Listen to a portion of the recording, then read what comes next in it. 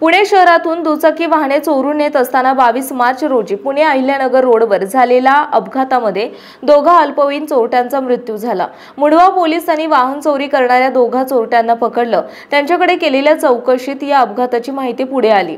या चोरट्यांकडून मुढवा पोलिसांनी 3 लाख रुपयांच्या 5 मोटरसायकली जप्त केल्या। रामेश्वर धनगर आणि जलाल शेख अशी अटक केलेल्यांची नावे आहेत।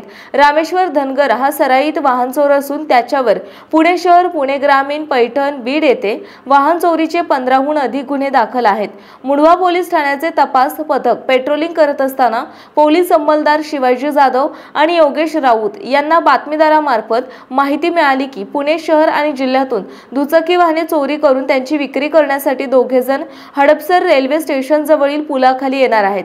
या बातमीच्या अनुषंगाने मुढवा पोलिसांनी यमाहा मोटरसायकलवरून आलेल्या दोघांना ताब्यात घेतले। त्यांच्याकडील दुचाकी ही केशवनगर येथून चोरली असल्याची कबुली दिली।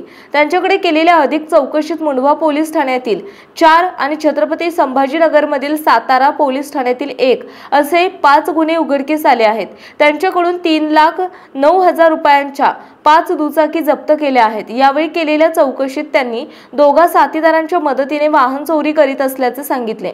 मुढवा येथील दुचाकी चोरून अहिल्यानगरला जात असताना त्यांच्या 2 अल्पवयीन साथीदारांचा मृत्यू झाल्याचे सांगितले।